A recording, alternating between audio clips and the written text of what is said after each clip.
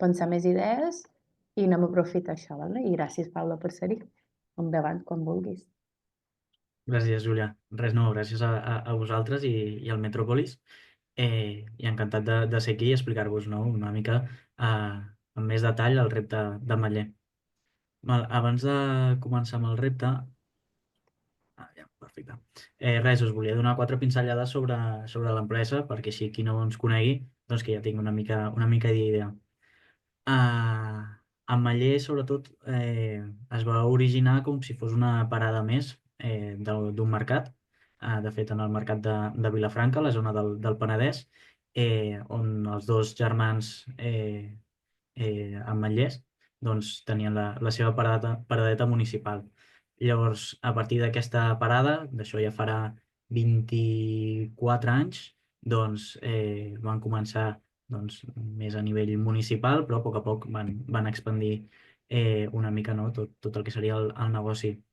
Eh, Sense perdre de vista doncs, aquest origen de la marca, diguéssim. Llavors, a dia d'avui, Ametller doncs, compta amb més de... O sigui, amb botigues distribuïdes al llarg de tota Catalunya. De moment encara no hem passat a altres comunitats, ens mantenim a Catalunya, però el que no coneix massa la gent o els nostres clients és que Ametller no és només les botigues, sinó que es tracta d'un grup.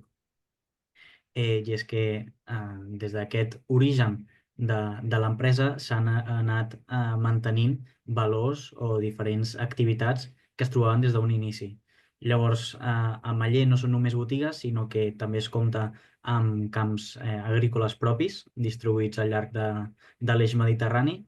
Es compta amb una planta d'elaboració, que és la que podeu veure aquí en la fotografia, on, bueno, sobretot el que es preparen és tot el que serien doncs, productes elaborats, com podrien ser plats preparats, sobretot làctics, cremes i les truites de patates, que és el que surt en la fotografia.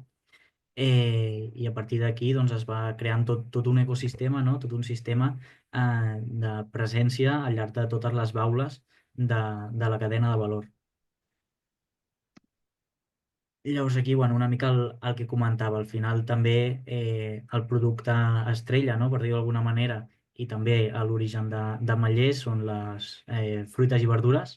Llavors, per això la importància que té també al nivell dels camps agrícoles i sobretot també que la infraestructura, en la seva major part, es troba també a Catalunya, o en aquest cas també hi ha algunes finques en la que seria País Valencià, a Sòria, a Múrcia, però sí és veritat que es manté la planta al mateix lloc on es va crear l'empresa, es troba també a Olèrdola, al costat de Vilafranca del Penedès, i també és la zona on tenim la central de les oficines.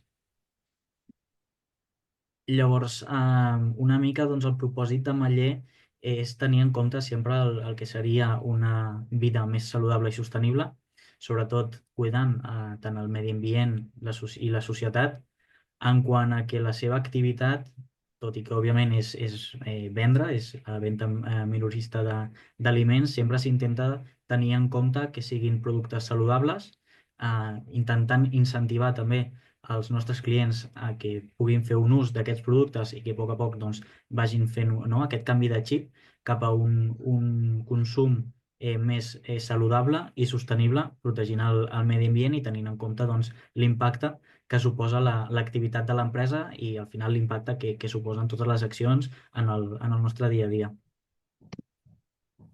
Llavors, aquests serien com els 4 pilars bàsics que treballem des del Departament de Sostenibilitat, on un d'ells és en el que parlarem amb més detall, que seria la part del malbaratament alimentari. Però sí que creia que era convenient també donar-vos una mica més de context sobre altres accions que també realitzem des de l'empresa. Perquè, com dic, molta gent veu les botigues, veu que són molt xules, però darrere doncs, realment hi ha feina del nostre i de tots els altres departaments i realment es fan moltes coses que molta gent doncs, no és conscient o no li dona la importància que, vist des de dins l'empresa, doncs, suposa un esforç, no? sobretot la part de l'envasat seria un dels punts que també és força important, on cada cop més van apareixent noves normatives i noves regulacions per tal d'eliminar o reduir al màxim possible el que serien els envasos i sobretot doncs, mirar de canviar els envasos de materials plàstics verges cap a altres materials que siguin doncs, menys impactants i més sostenibles pel medi ambient. Llavors, en aquest sentit, el tema de l'ecodisseny d'envasos és una qüestió que no s'acaba mai. Estem constantment revisant totes les referències de productes que tenim a la botiga, doncs, intentant reduir el gramatge dels productes o intentant substituir els materials que utilitzem per d'altres més sostenibles, com podria ser doncs, canviar del plàstic a cartró, que seria una cosa doncs, molt, molt òbvia. Tot el que seria la compra conscient i sostenible, on totes les activitats que es realitzen en l'empresa es tenen en compte aquesta variable mediambiental i una cosa doncs, que també fa anys que realitzem és calcular la nostra petjada de carboni intentant reduir l'impacte que suposa en el medi ambient doncs, totes les activitats que es realitzen en el grup, des de a nivell agrícola reduir l'ús d'aigua o de fitosanitaris i fertilitzants i des de botiga doncs, també arribant a reduir l'impacte, per exemple, doncs, com comentava, en temes d'envasos. Llavors, com tenim presència al llarg de tota la cadena, sí que intentem impactar en cada una d'aquestes baules i doncs això, des dels camps, intentem doncs, obtenir certificats sobre agricultura sostenible amb els nostres proveïdors, perquè no tots els productes que tenim a botiga, òbviament, són nostres, també comptem amb altres proveïdors, també mirem que s'alineïn una mica no, amb els nostres valors, que tinguin certificats conforme fan bones pràctiques i tenim doncs, una estreta relació també amb el municipi i molts d'aquests proveïdors són locals o són petits. I ara sí, no m'enrotllo més, el tema del malbaratament, que al final és el que hem vingut avui a parlar. Però abans de parlar sobre el malbaratament, us volia presentar aquest vídeo. Al final, a la sessió d'avui l'hem hagut de fer de manera telemàtica, però no volia desaprofitar l'ocasió per tots aquells que no conegueu l'empresa o que no hagueu entrat mai a una botiga Ametller, doncs que ho pugueu fer ni que fos d'una manera virtual. S'escolta bé? S'escolta, Júlia? No, jo no ho sento. Va. No. Potser no he compartit bé. Espera, que poso el... Sí. Compartir sonido. Vale. Vale. Compartir. Origen, i tot i que la sessió... Perfecte. Ara sí. Genial. Si vaig malament de temps o alguna cosa, em talles o hi ha algun problema, em dius i... No. Vale. Merci. Gràcies. Hola de nou. Ens trobem en una de les botigues Ametller Origen i tot i que la sessió d'aquesta tarda al final l'hem hagut de fer de manera telemàtica, no volia deixar passar l'oportunitat de poder fer una visita ni que fos de manera virtual en aquest vídeo perquè poguéssiu veure i entendre una mica més doncs les nostres botigues i com encaixa el repte que us hem plantejat. Llavors, aquí teniu una mica del que seria les botigues Ametller. Trobem tres tipologies de botiga. Al principi doncs, totes les botigues que s'anaven obrint doncs, eren de petit tamany, de dimensions doncs, força limitades, sobretot en zones, o sigui, tipologies de botiga més de barri. A poc sí que doncs, les botigues han anat incrementant les seves dimensions i ara doncs, trobem botigues més mitjanes i grans, que serien una d'aquestes botigues en les que ens trobem avui. Llavors, en les botigues d'Ametller podeu trobar sobretot el que serien 4 tipologies de producte. El producte estrella de les botigues Ametller seria aquesta part de fruites i verdures.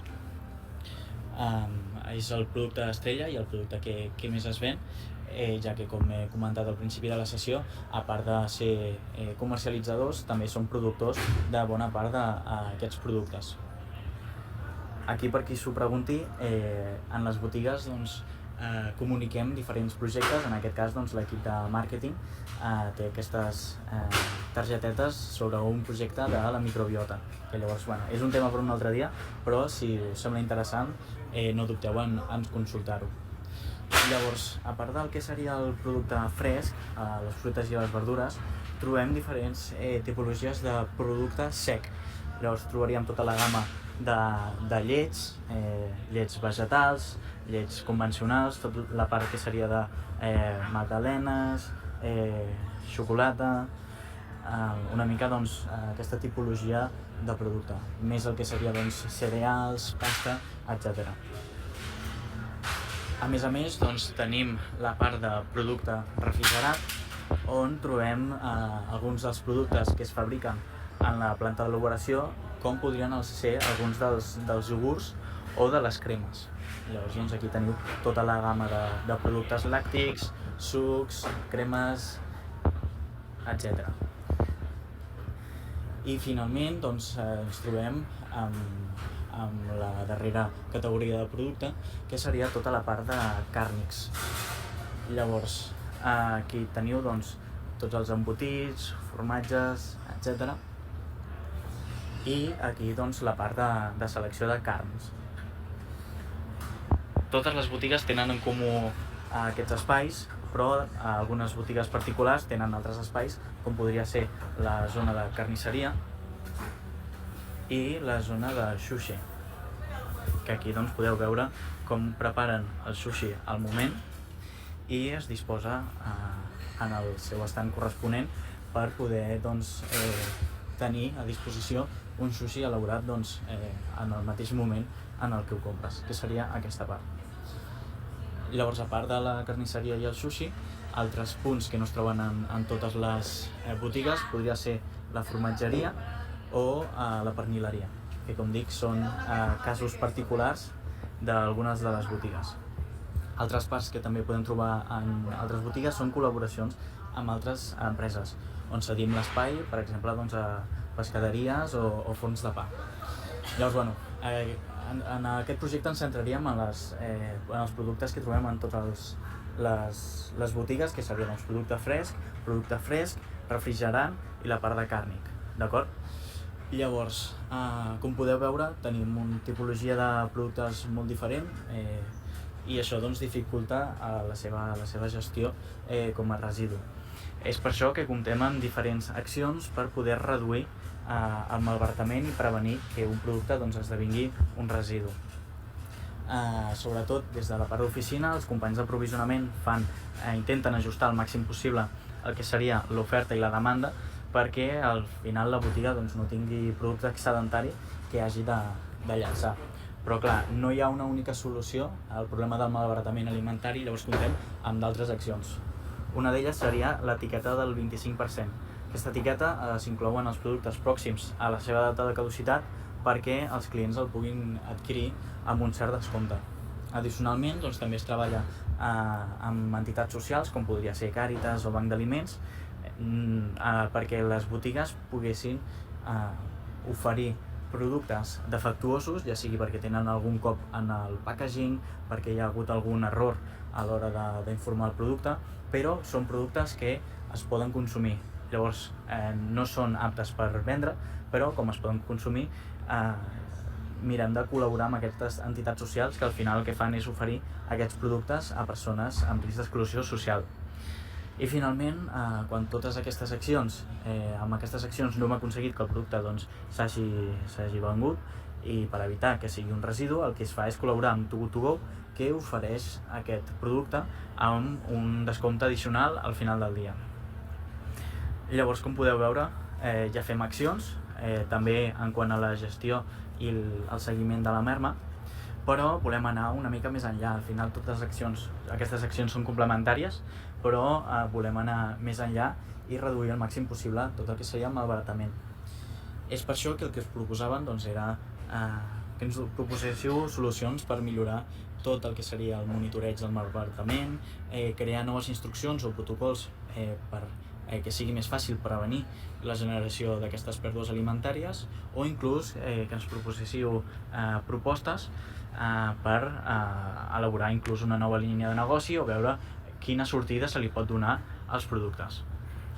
I igual que la campanya que vèiem al principi d'aquesta visita, és molt important que els nostres clients també coneguin la importància que té el malbaratament i com des d'Ametller intentem combatre'l i reduir-lo el màxim possible. Per això també és important que els nostres clients puguin entendre tota aquesta lluita i una possibilitat dins d'aquest projecte del Metropolis seria elaborar diferents accions de comunicació tant a botigues o a xarxes socials perquè els nostres clients ens acompanyin en aquest camí. Espero que us hagi agradat aquesta visita i tot i que ha sigut de manera virtual, animar-vos a tots vosaltres a que us pugueu apropar a les botigues que tingueu més a prop de casa vostra i també li doneu un cop d'ull. Moltes gràcies. Espero que no us hagueu marejat massa amb el vídeo, No. però sí que creia que era xulo, no?, que poguéssiu veure en aquest cas aquesta botiga, que com comentava no totes són iguals, vull dir, n'hi ha de més grans, de més petites, però sí que totes mantenen una miqueta aquesta essència de la botiga que heu vist en el vídeo. I animar-vos, si teniu alguna botiga a prop de casa, que la visiteu, que segur que ho podreu veure amb més calma i fixar-vos en totes les coses que heu pogut veure en el vídeo. Llavors, directament ja entrant una mica a entendre el repte. Per què un repte de malbaratament alimentari? Clar, és difícil, no? Tot el tema del malbaratament és un problema o un tema que hem de donar solució a totes les empreses del sector.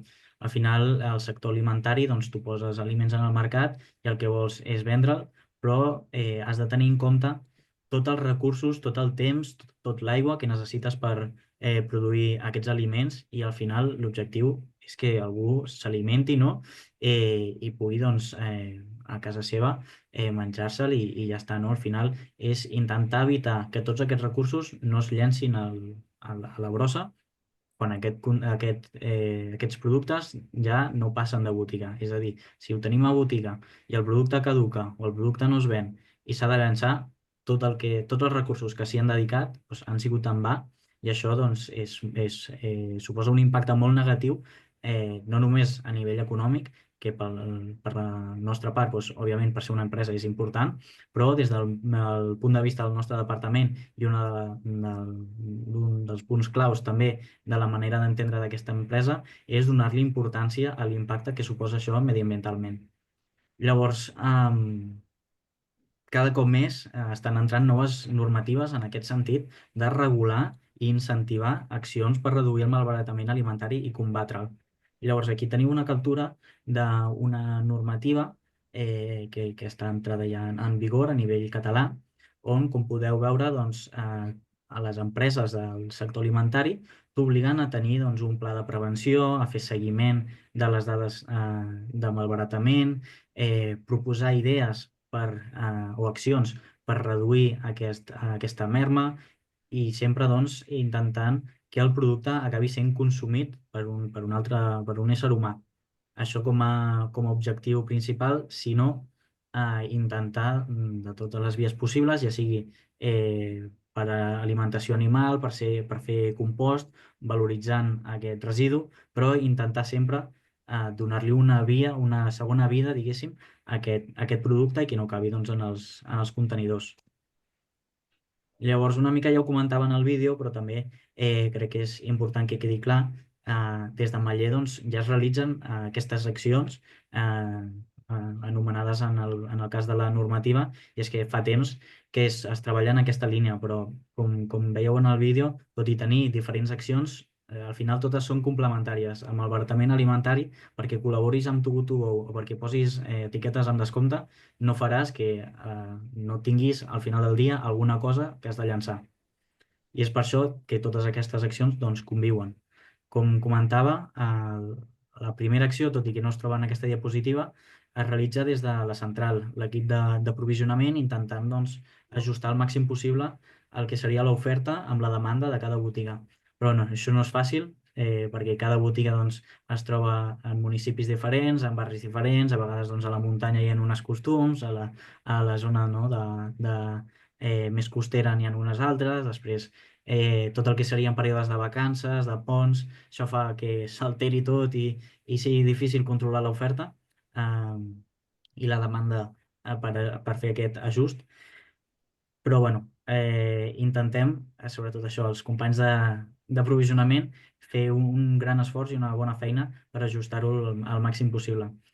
Ara sí, quan aquest producte arriba a botiga, s'ha d'intentar doncs, que esdevingui un residu. I per això una de les primeres accions que es poden fer des de botiga és incloure aquesta etiqueta del 25%.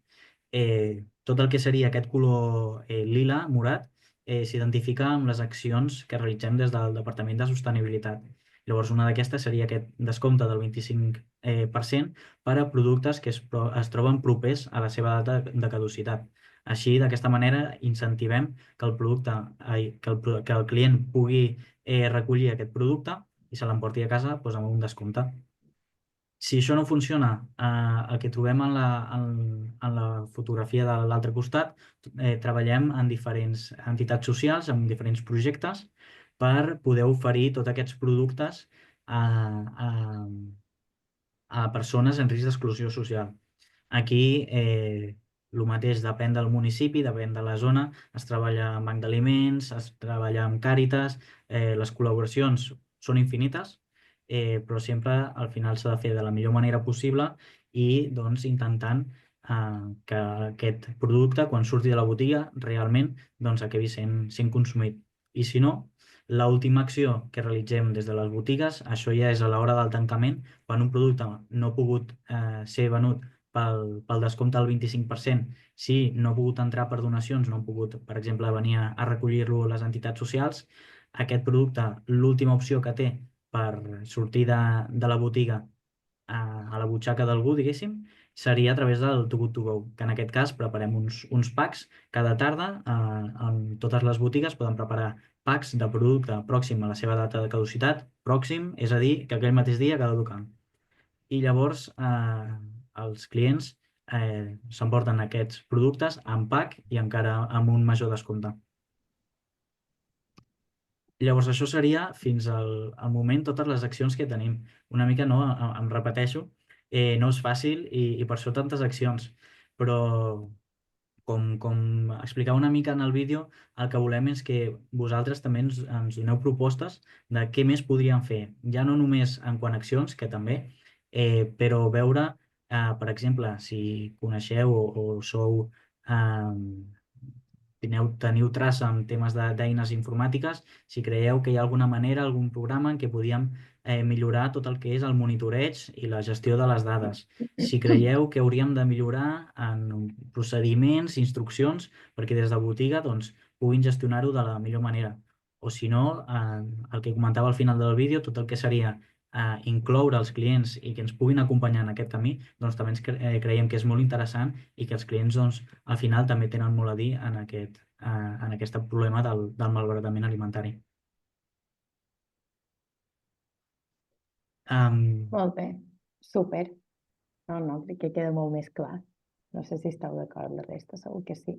Vale, pues, si voleu fem dubtes, aneu obrint el micro a poc, o podeu això, clicar per aixecar la mà i així vaig donant paraules, si vos sembla bé.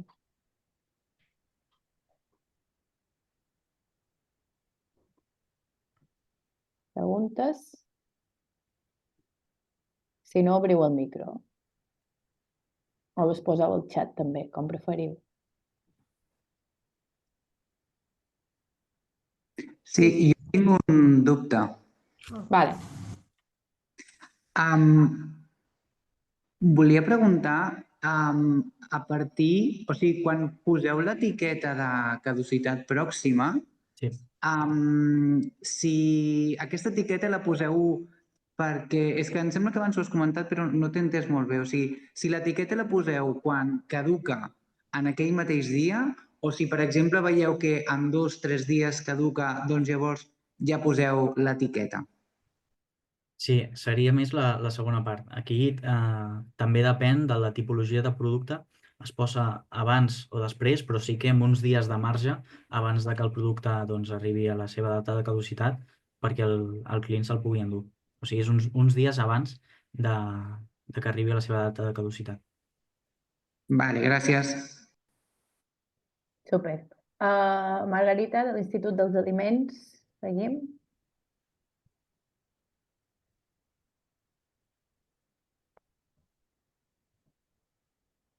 Vale, si no, David, de l'Institut Esteve Terrades.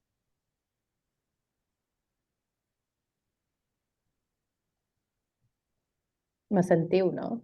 Sí. Sí. Vale. Ara. No, agrair-vos la visita virtual i una pregunta, perquè vam anar amb el grup a una de les tendes i sí que vam preguntar si era una franquícia, si el que semblava que era la franquícia. Llavors era per assegurar-nos i David, perdó, se sent molt malament. No sé si de connexió com de micro. Si poguessis escriure-ho pel xat. O sigui, hem sentit que vau anar a una visita a la tenda, una botiga, i que la següent no t'ha sentit. Sí, que van preguntar si era una franquícia i ens van dir que sí, i llavors això si pot haver-hi algun problema o no, o aquesta política es pot fer a tot arreu. Ja està, gràcies. Gràcies. Ara sí que s'ha sentit. Pablo. Jo no ho he escoltat, perdona. Vale. Si m'ho No, pots que vam repetir tot. preguntar si a la tenda, a la botiga on van anar, si Ametller era una franquícia i demanaven si això suposa cap inconvenient a l'hora d'aplicar una norma o una manera de fer a dins totes les botigues. David, si no és aquesta la pregunta, corregim, però crec que he entès això jo. Val. No, Ametller no és cap franquícia. Llavors, no, totes les botigues es podrien aplicar, en el cas que trobem una bona solució, a aquesta acció a totes les botigues, no hi hauria cap problema. Més fàcil. Vale, Namel, del Carles Vallbona, si no m'equivoc, aquest equip. Sí, ja. Vale, jo vull preguntar que quines accions de màrqueting tenen destinades per al públic jove. Val.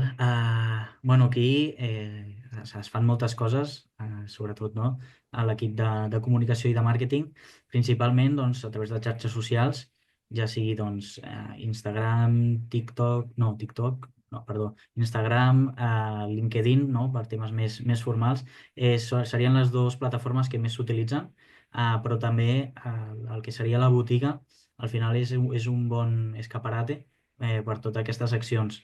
Per exemple, aquesta que es veia en el vídeo, el tema de la microbiota, és una acció que ara just s'ha llançat la setmana passada, que s'ha fet difusió a través de xarxes socials. Doncs això, en l'Instagram hi ha un vídeo explicant una mica de la campanya. A través de LinkedIn doncs, s'ha fet ressò, però després a botiga crec que és una de les maneres on també es comunica millor tota aquesta tipologia de campanyes, ja que no només està aquest cartellet que mostrava en el vídeo, sinó que està repartit al llarg de la botiga. Doncs en aquest cas en concret de la microbiota, doncs depenent del producte destaca una qualitat d'aquest, doncs ja sigui que conté vitamines, que va bé per X cosa, i després a través de la megafonia doncs, també es va escoltant tot el rato al llarg del dia informació sobre la campanya. Vale. Considerem que potser es podria fer un projecte amb millors condicions per millorar aquest arribament a la gent jove a través de les xarxes socials, com pot ser TikTok o Instagram, amb més profunditat. Nois, una cosa, només un detall. Penseu que hem d'enfocar això a reduir el malbaratament. O sigui, si va en aquesta direcció, perfecte. Però no ens desviem del repte, val? No sé si ho teníem present, això. Sí, perdó, que interfereixi jo. El que estaven parlant abans aquí els nois com a aclariment, era que ells no tenien coneixement de que es feien totes aquestes accions de malbaratament i que això, si s'arribés més al públic jove, que potser està més conscienciat que amb el tema de la sostenibilitat, per tot el que es va treballant a classe, amb el tema de les ODS i de més, que possiblement seria una manera d'incentivar el consum de gent jove a que fessin profit d'aquestes alternatives, però que clar, que potser s'ha de fer una campanya amb més profunditat per arribar als joves. Estaven comentant això, en resum. Vale, perfecte. Molt bé, supernoi. Seguim, un segon, que se van acumulant les coses. Des de l'Institut dels Aliments demanen si desenvolupeu alguna estratègia dins Mercabarna per reduir el malbaratament, o sigui, en els propis magatzems. Sí, a nivell de Mercabarna, molt bona pregunta.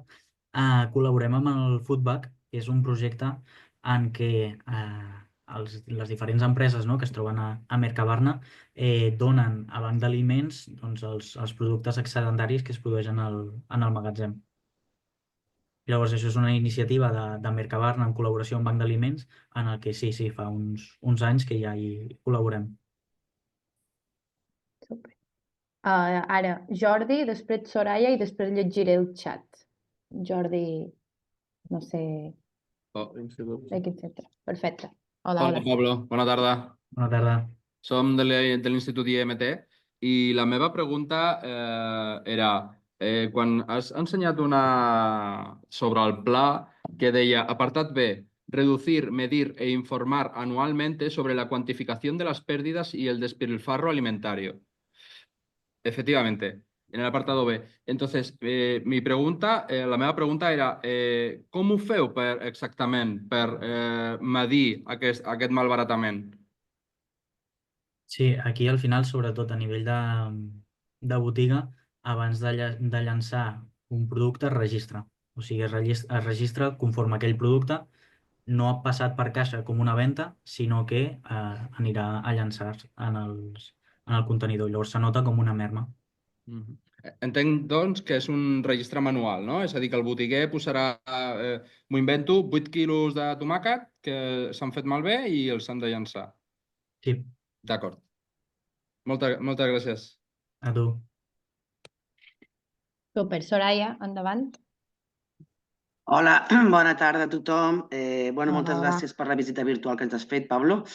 A veure, una cosa que ens ha generat dubte a nosaltres ara amb l'explicació és que el repte el podem llavors solventar no directament amb una... O sigui, amb com fer minimitzar el malbaratament, sinó enfocar-lo des de la perspectiva d'una campanya per conscienciar els clients.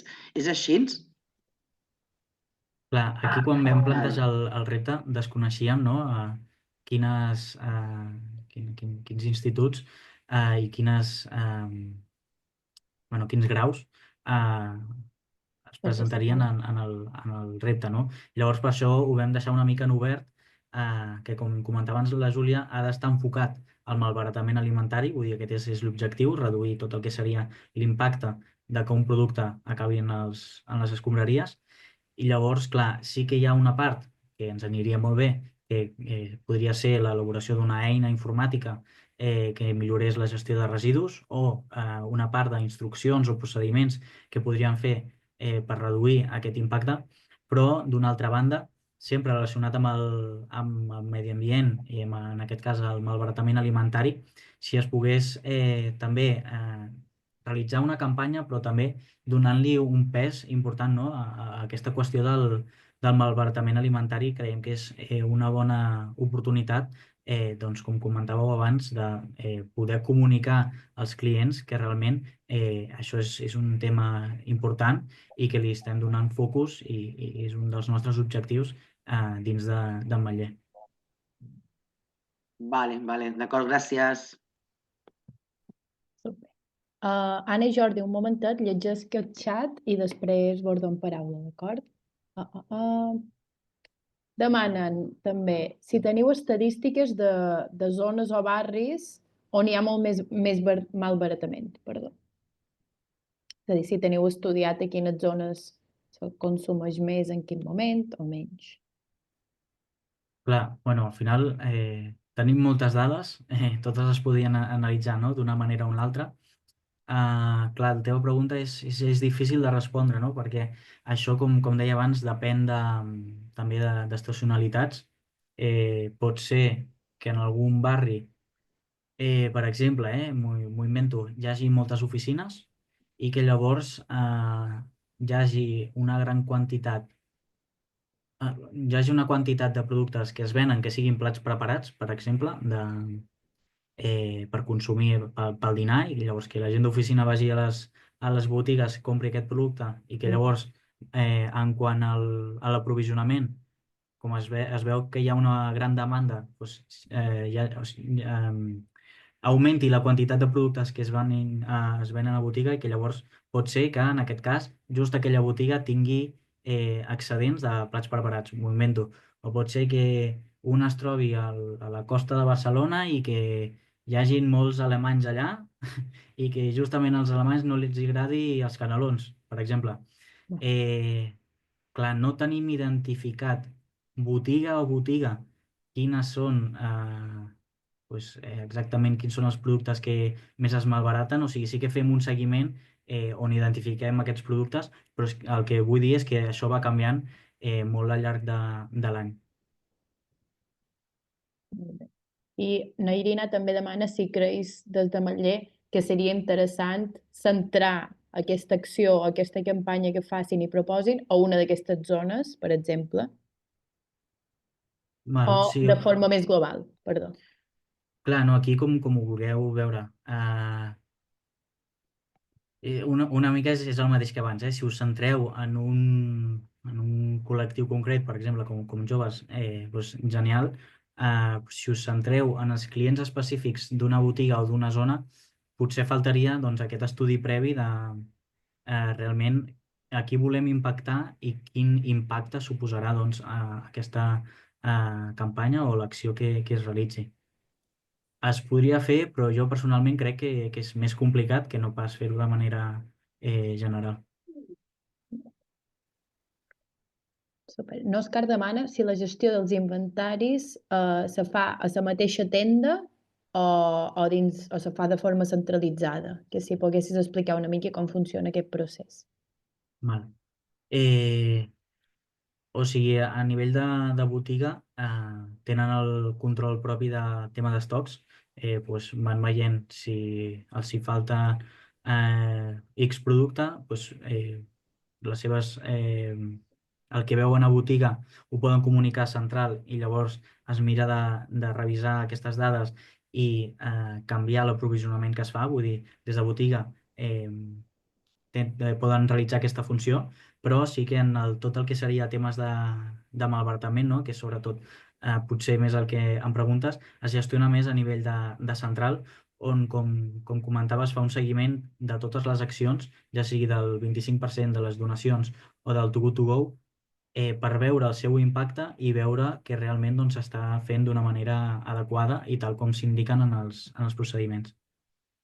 I això doncs, es fa de manera periòdica i es va avaluant, ja sigui des de central, veient, revisant les dades i veient si hi ha alguna cosa estranya, o també es realitzen auditories internes on van botiga a botiga i un dels punts que revisen és que realment es faci una bona gestió del residu i tot el que seria doncs, aquestes accions, la gestió de la data de caducitat. Això també no només des de central, sinó hi ha un equip específic que realitza auditories internes per revisar doncs, que es facin correctament. Jordi, si vols tornar, crec que tornes a tenir la mà aixecada. Sí, ahora parlem. Hola, sí, som del MT, que bueno, ja ho he dit. Tenia una pregunta, ¿vale? Perquè teníem una idea planificada i ens preguntàvem si algun dia podríem fer una reunió telemàtica individual per parlar d'aquesta idea. Val, o sigui, em podeu enviar la idea en la plataforma, hi ha les dades de En contacte, veritat?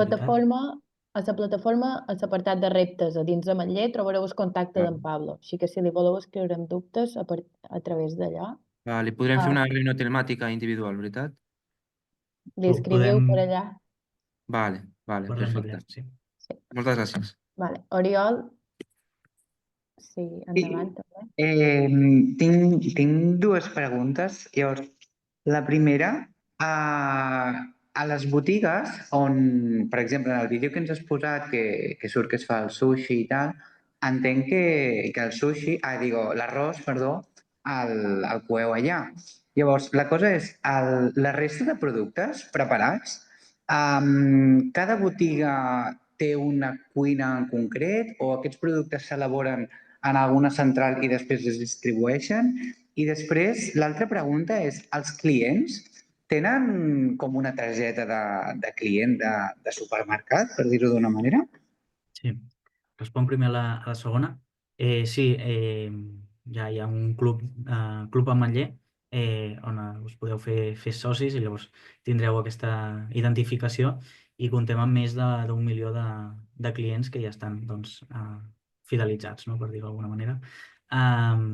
I d'altra banda, la primera pregunta, jo respecte al repte exclouria tot el que serien aquests corners, sushi, carnisseria, forns de pa, perquè, com comentava, no es troben en totes les botigues i si realment volem fer un projecte efectiu, crec que seria millor enfocar-se en la resta de tipologia de productes que es troben a botiga, doncs això, fruita i verdura, producte sec, com podria ser cereals, begudes, etc., o la part de refrigerats i de productes càrnics. Però responent també a la pregunta, a la botiga no tenen una minicuina ni tenen un espai dedicat a coure el producte o no sé com dir-ho, a cuinar. L'únic que no sé exactament cap on va la pregunta, però l'únic que s'elabora a botiga serien les safatetes de menjar tallat, o sigui, de fruita tallada, o es preparen això, safates amb fruites.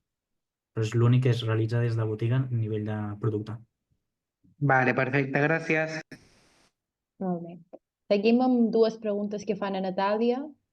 Primer demana si els productes que vagin a caducar i tinguin una etiqueta però no es venguin, és a dir, quan tinguin etiqueta del 25%, entenc, si hi ha un protocol extra, que entenc que Pablo el que has explicat, posar-los a tu i si no ja se donen o se retornen. Sí, No sé si vols afegir res més. Exacte. No, és això, una mica la jerarquia, no? D'aquestes seccions és com la que explicava abans.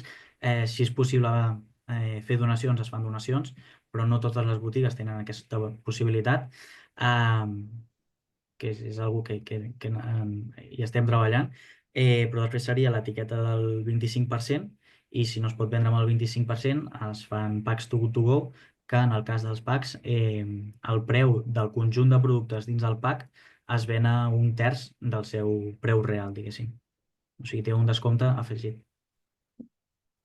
També demana si el gruix de productes malbaratats està més relacionat amb data de caducitat o per altres falles de la cadena de subministrament. No, al final la majoria de malbaratament, o sigui, de productes, el producte es fa malbé a botiga. Si es fes malbé en temes de logística, no sol passar, perquè al final venen en camions refrigerats i ve tot d'un magatzem centralitzat. Podria passar, però no és el focus, diguéssim, i no, és això. Diria que tot estaria més relacionat amb data de caducitat i a botiga, per això també totes aquestes accions estan una mica més enfocades cap a aquest sentit. Perfecte. Super. I la darrera pregunta que tenim al xat, que demana Nana, com heu comentat abans, ja teniu en compte bastants opcions com Too Good To Go. Heu pensat si seria interessant o una solució reduir la producció que feis? La producció, clar, o sigui, en quin sentit? No acabo d'entendre la pregunta. Vull dir, al final, no, o sigui, primer, no tots els productes són d'ametller, tot i que sí que una bona quantitat són propis, doncs això, els de la fàbrica o els que venen directament de camp, però també comptem amb productes d'altres proveïdors. i al final el que posem a la botiga, com comentava, a la primera acció, diguéssim, és que s'ajusti a la demanda dels clients que hi ha en aquella botiga. Llavors, si redueixis la producció o els productes que poses a botiga, seria més bé una acció contraproduent, no? Perquè estaries lluitant contra el malbaratament, però una mica aniries en contra al final, l'objectiu que té l'empresa, que és vendre. Vull dir, aquí el que s'ha de pensar és que hi ha una activitat que és central, que és la venda d'aliments, però aquesta, que és l'activitat que fa que funcioni el negoci, s'ha de fer de la millor manera possible, intentant reduir el malbaratament, impactant el mínim possible en el medi ambient. Molt bé, Anna, no sé si ha quedat clar. Entenc que no. O sigui que no hem d'anar cap aquí.